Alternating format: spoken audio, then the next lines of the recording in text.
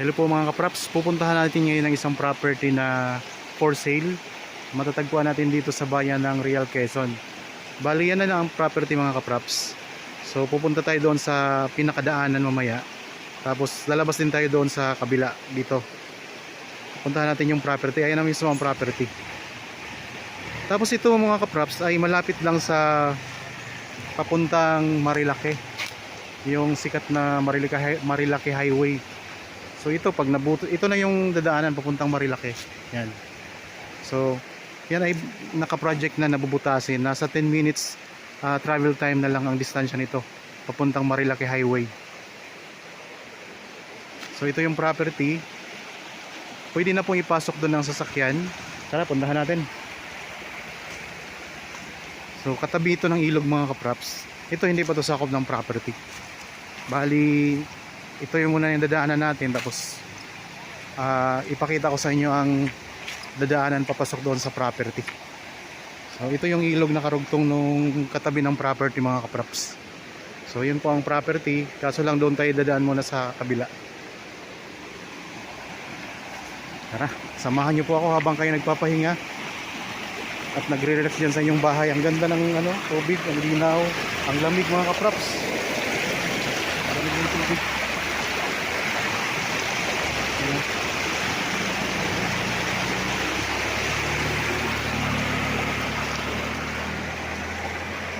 Yan, pwede din tayong dumaan doon. So ito yung Barangay Road mga kapraps. Bali ang property ay malapit lang sa Barangay Hall. At malapit lang din po o katabi lang po ng covered court.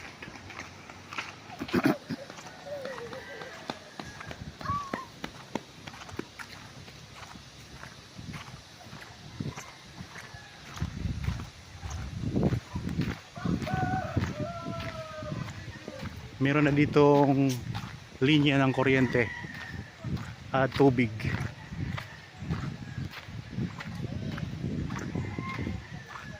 So kung sakaling maging interested kayo sa property, nandyan lang po ang contact details namin sa inyong mga screen. Meron po tayong Viber, cellphone number, Facebook Messenger at WhatsApp. Ang i-offer ko sa inyo ngayon na property ay mahigit kalahating hektarya. Ang sukat ay 6,800. So ito na yung daanan papasok.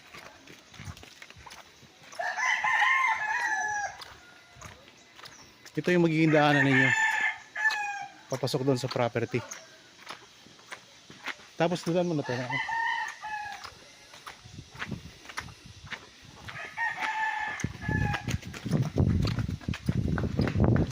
Sa ngayon, pansamantala dadaan na tayo sa covered court.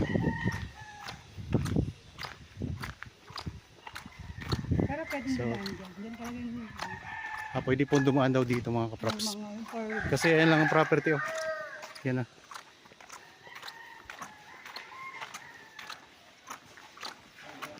malapit sa Kampawal ko. Ito ay malapit lang sa Camp Awol. Sikat ito dito sa camp sa Real Quezon.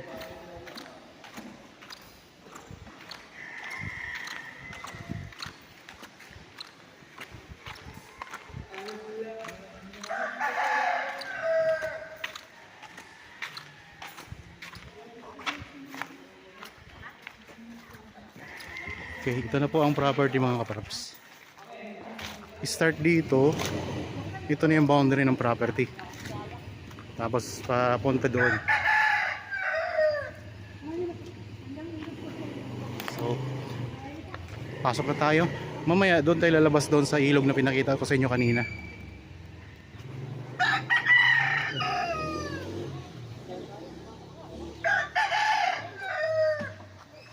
So, yan dadaanan natin oh.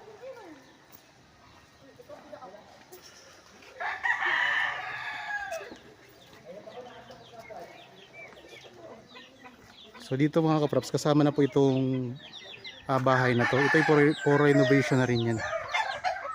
Okay. Tayo mag-ikot-ikot dito sa property.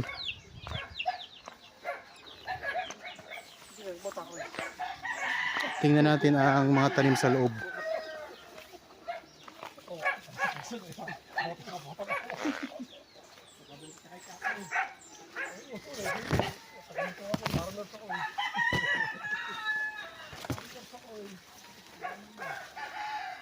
Sa mga naghahanap ng property sa part ng probinsya ng Quezon, ito ay malapit lang din po sa probinsya ng Laguna o lalawigan ng Laguna.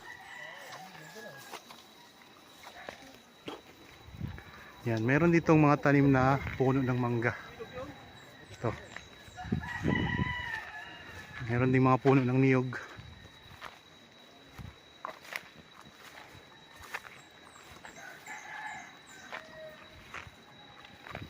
Ang lupa ay may Carabao grass na yun mga kapraps. Oh.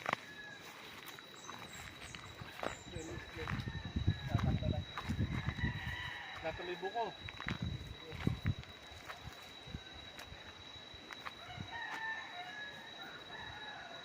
Meron tayong mga mountain views. Ayan. Bundok. Tanaw dito ang bundok. Tapos ang Camp Awol mga kapraps dyan lang. Ayan lang ang Camp Awol, madadaanan po ninyo papunta dito sa property. Ayan, mountain views mga kapraps. Oh.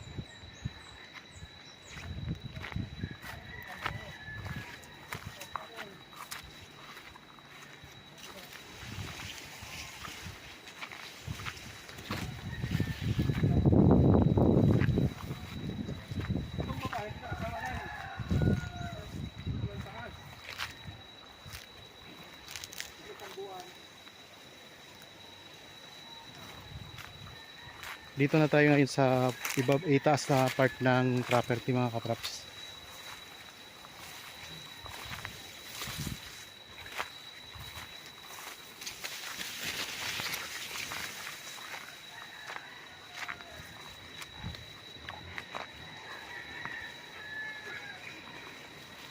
Bali may part ng lupa na paakyat.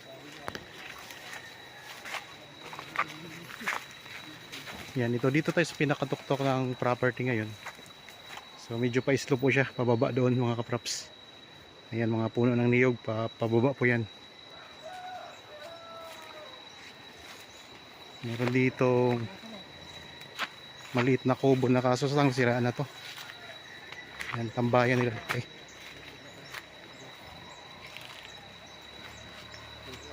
Ayan, ang ganda ng bundok mga kapraps. Oh.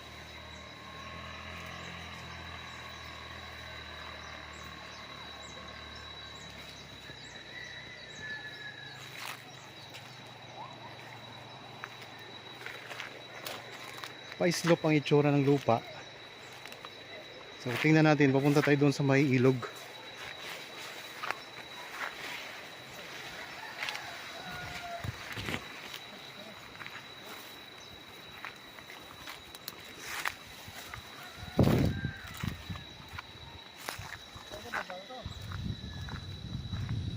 Doon tayo lalabas sa ilog, kuya. Doon tayo lalabas sa ilog.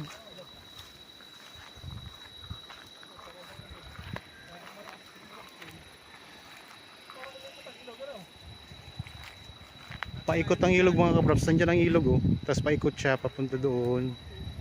Pag ganoon. Tapos yan. Ilog na rin po yan sa baba niyan. So doon tayo galing kanina. Yung pinanggalingan natin kanina mga kabraps oh.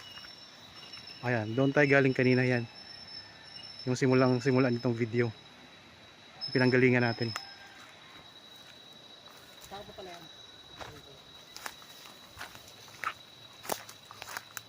Ang papunta sa ilog ay pa-slope siya. Pa-slope. Saan tayo dadaan papunta sa ilog? Okay, punta tayo sa ilog. Yan, dito may mountain views din tayo mga kapraps. Oh. Yan, paikot din. Ang ganda ng mga views. Yan, mga mountain views. Paikot ng property. Pwede po itong gawing camping site mga kapraps kasi may magandang ilog siya, paikot din ang ilog nito.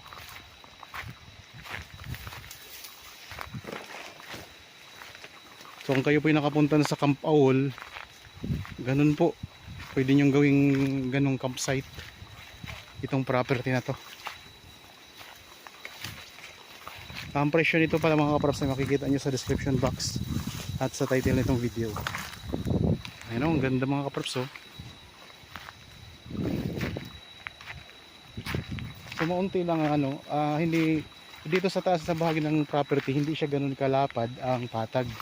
Ang lupa ay may part na slope, mayroon ding part na patag. Estimate lang po mga 50% ang slope, 50% din po ang patag. Pero ang pagka-slope niya ay banayad lang. Para may idea po kayo sa lupa.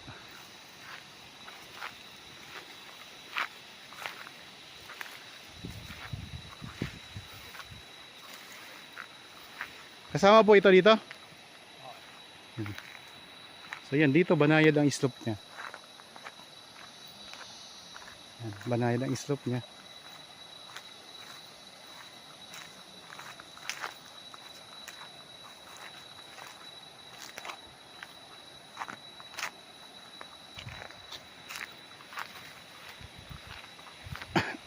Pag na-develop to, maganda to mga kaprops.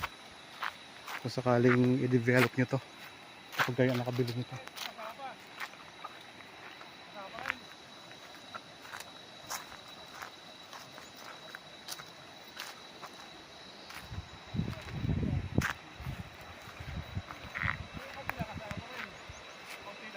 Yan ang ilog oh.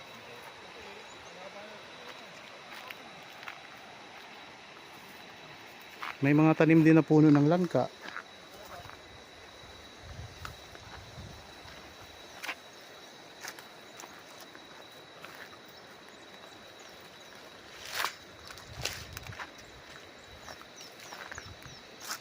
Yan, dito patag, may patag dito mga crops oh.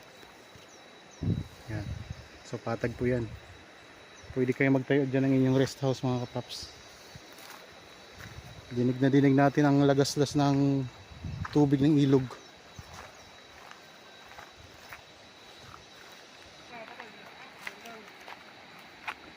Ito mga puno ng langka.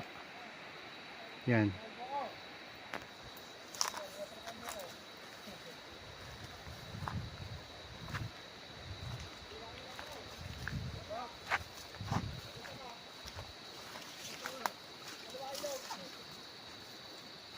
Saan pa? Hanggang saan pa ang property na to? Kuya, hanggang saan pa?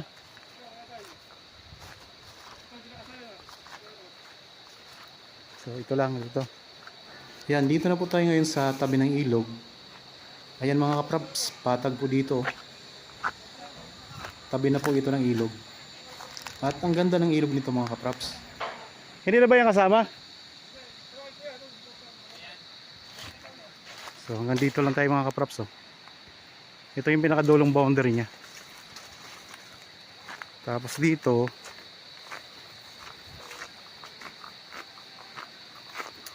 pakita ko sa inyo ang ilog mga kaprops.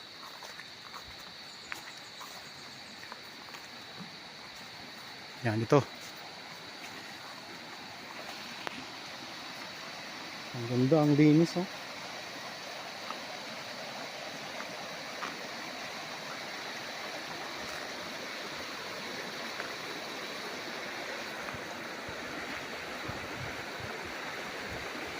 So pwede siyang palalimin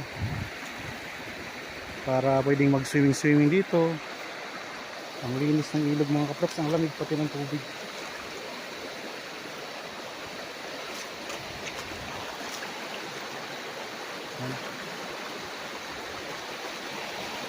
So ulitin ko lang mga kaprops, ang sukat ng property na ito ay 6,800 square meters. Ito ay titulado, matatagpuan natin sa bayan ng Real Quezon. Malapit lang po ito sa Camp Awol mga kaprops. Kuya din, saan kuya? Ito. So ito yung boundary ng property oh. Yan. So ito yung katabing ilog hanggang doon mga kaprops. Yan, puntahan natin. Ito yung naka-front sa ilog na part ng property.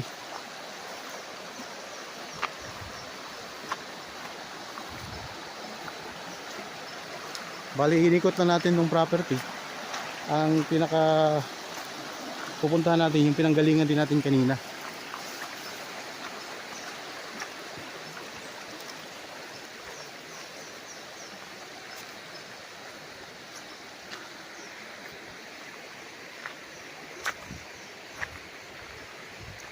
Meron ang access ng kuryente at saka tubig. Tabi lang po ng kalsada mga kaprops.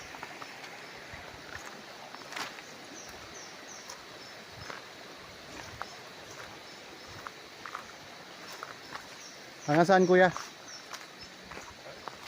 Ito na ang pinaka-boundary niya. Ito na ang pinakadulo. Yan, ito na ang pinakadulo ng property. Yan. Ito po mga kaprops, ang pinakadulo ng property.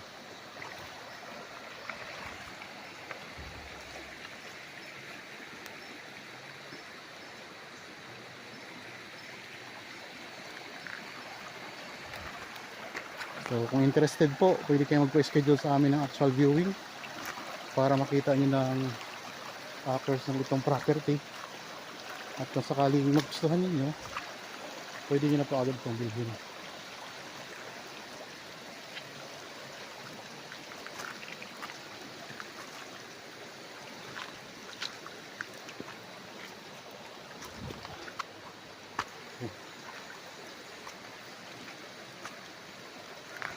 Pakita ko lang mga kaprops ng property hali. Ito hanggang doon po ang pinaka boundary niya. Yan. Tapos hanggang dito. Ito yung naka-front sa ilog. Meron siyang magandang ilog, malinis. So malinaw at dire-diretso ang agos.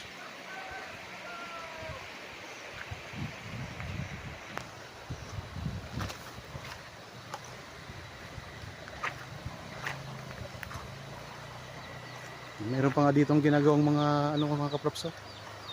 May mga ginagawa sila dito. Rest house siguro yan. Yan hindi na yan kasama, dito lang tayo. Hanggang dyan lang. Yan lang tayo. So babalik lang tayo doon sa pinanggalingan natin kanina.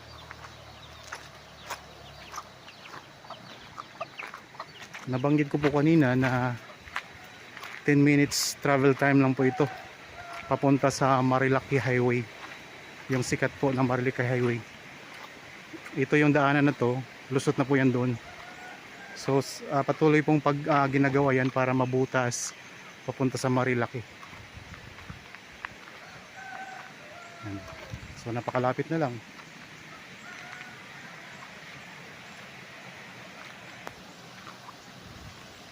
Simentado ng kalsada.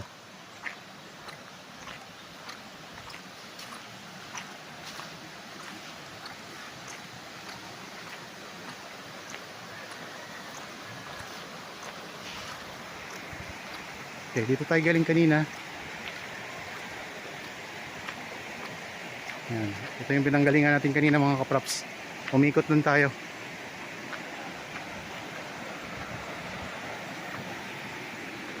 Ayan lang ang property. Pataas. Tapos dito tayo dumaan. Para na pinakita ko kanina sa inyo kung paano maipasok yung sasakyan. Pwede nyo ipasok ang sasakyan. May daanan na po siya. So pansamantala dadaan tayo doon sa covered court. Okay, sana po ay nagustuhan nyo ang property na ino-offer ko sa inyo ngayon. Para po sa mga bago pa lang sa aking channel at napadaan lang po sa aking channel, huwag nyo pong kalimutang mag-subscribe at pindutin na rin po ang notification bell para maging updated kayo sa mga bagong property na i-offer po namin. Maraming salamat po, lagi tayong mag-iingat at God bless po sa ating lahat mga kaprops.